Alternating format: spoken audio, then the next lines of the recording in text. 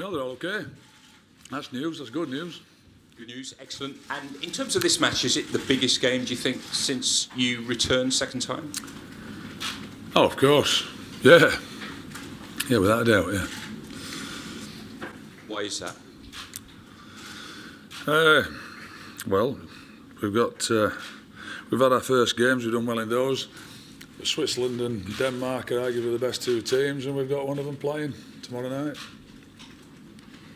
Lack of goals from the strikers. Is that a concern for you, or are you not really bothered where the goals come from? I'm not bothered where they come from. I mean, it's. I think the strikers might argue that they'd like to score the goals. You know, if they come off and we've won, I don't think anybody's bothered. And that'll be the same tomorrow night if we win. Nobody bothered who scores. What sort of game do you think it'll be? Do you think you'll have to concede quite a bit of possession to them? Well, that's what they'd like to happen, of course, and we try and stop that because they're a very possession-based team. We've watched them over a couple of games, 2 or 3 games actually, and they like to dominate the team with possession, and we'll be doing our very best to stop that. Seamus, what are Switzerland's strengths?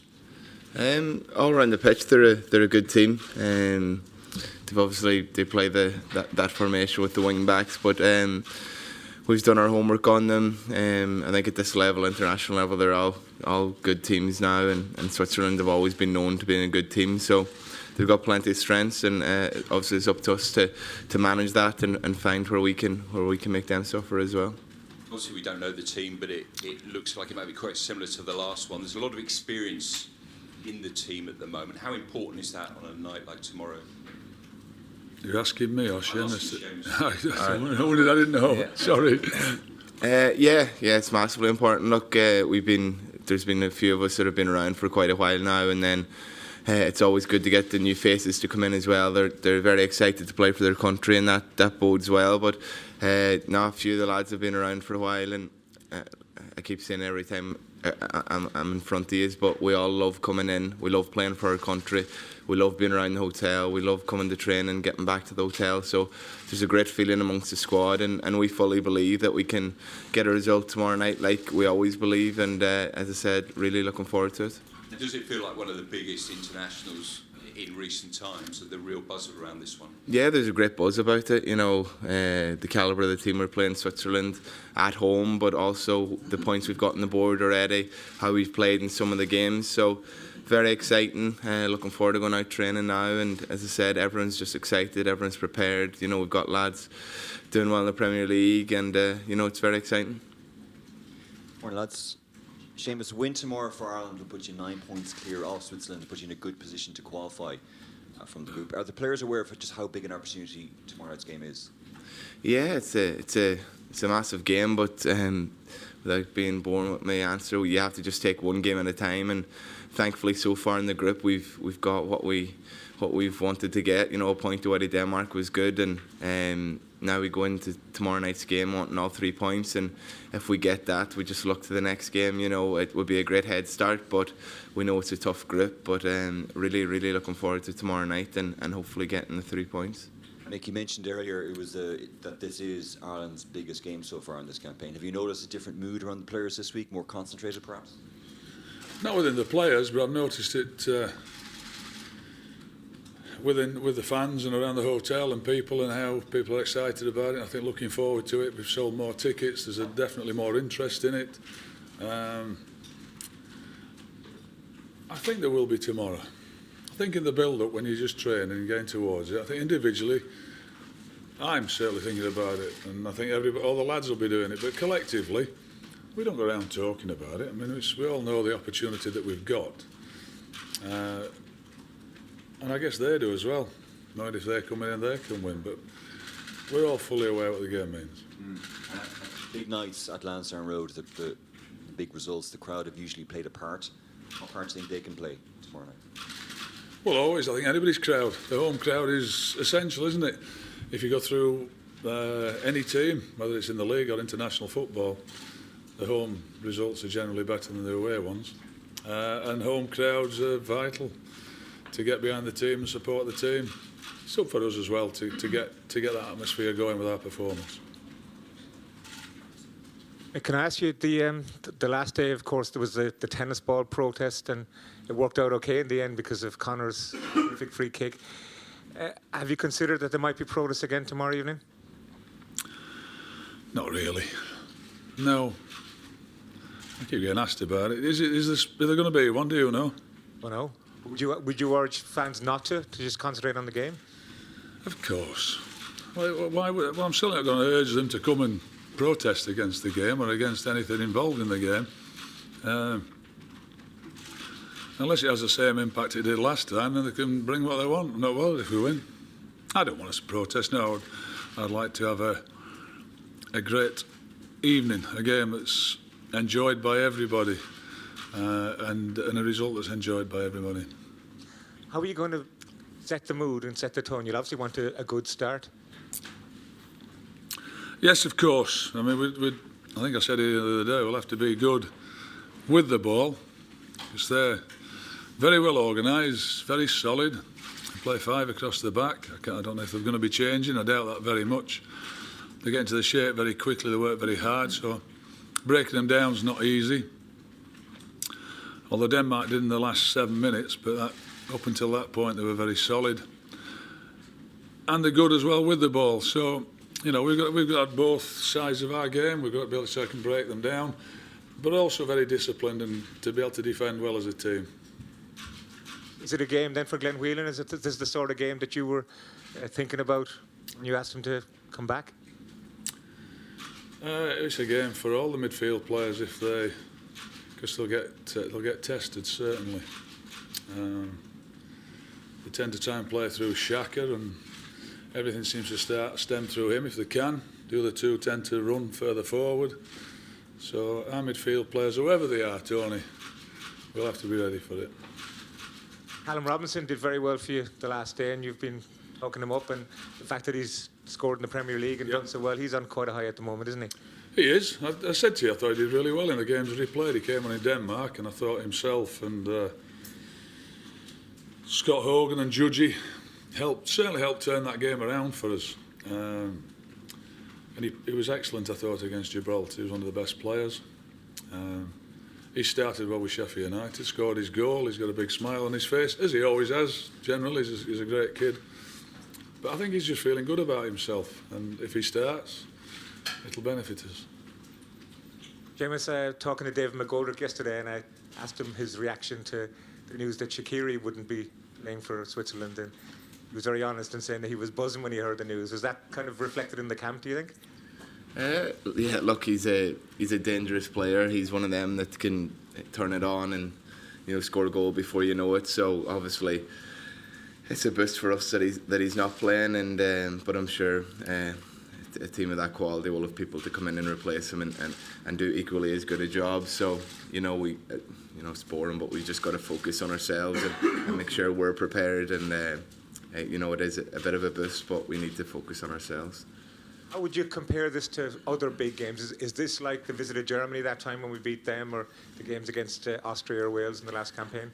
So I wouldn't really compare them. It's just got that feeling of a big game, and you know, anytime you put on the green jersey is a massive game anyway. But you know, when you've started the group and they're coming here and we're in a good place at the minute, so it's just got that feel for a big game, and hopefully we can get the result we're all after. But as I said, really looking forward to it.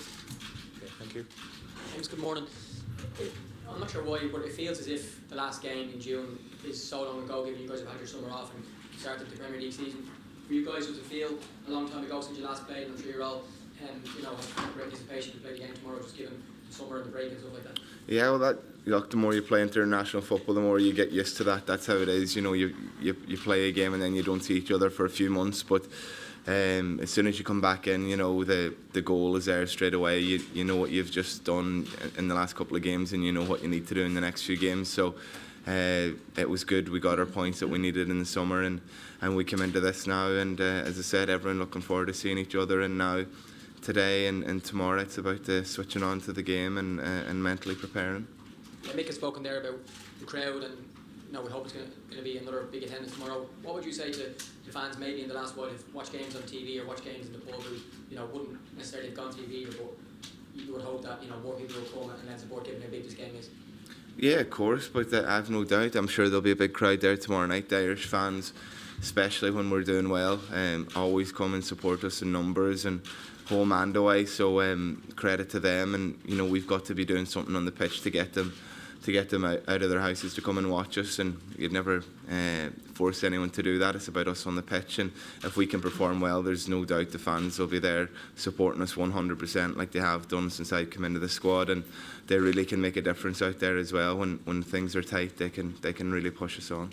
And Mick, I've just spoken to Seamus there about the gap since the last game. From your point of view as the manager and the coaching staff, how in depth have you gone into the Swiss watching video? Has someone seen it live yet? And I suppose you've had some time to prepare and enough time to put stuff together for the lads to help them. Yeah, Noel King, our scout, watch the games for us live. Obviously we can't because we play on the same days. But we watched them against Denmark, of course, and we've watched them since in their games against England in the Nations League. So we've done our analysis on them.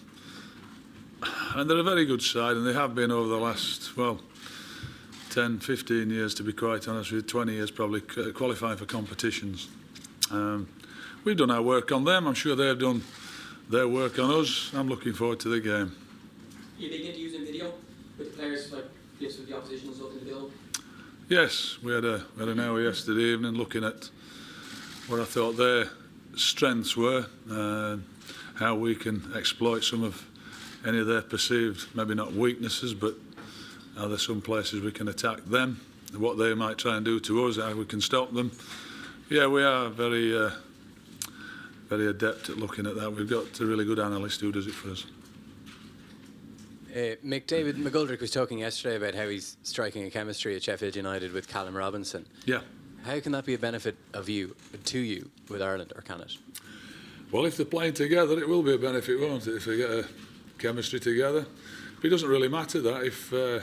I think if players are playing well at their own clubs, whether they're playing with his teammate or not, the fact that they're back playing Sheffield United are back playing in the Premier League, David's playing in there and Callum's playing, I do think it benefits us, but I think I've stressed before, if they're playing and playing games, whether it's in the Championship or the Premier League, then it'll benefit us. Yeah.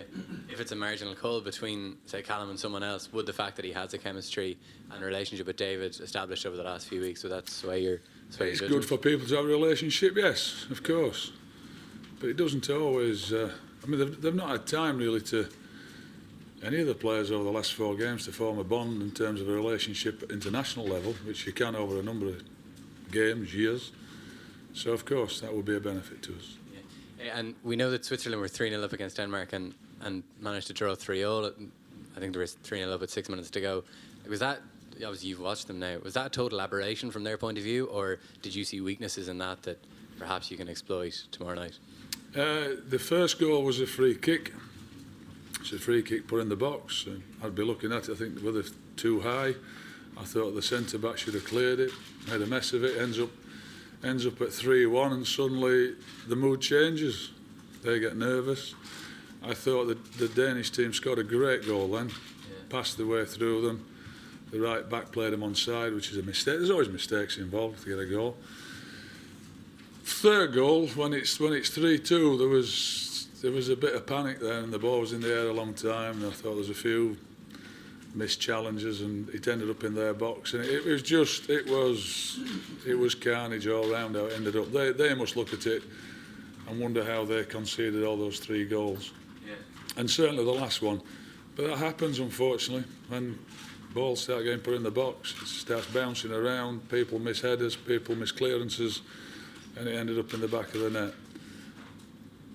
They took the captain off to a standing ovation. It looked like they were going to win, and suddenly it ends up 3-3. So they must have been scratching their heads. Yeah.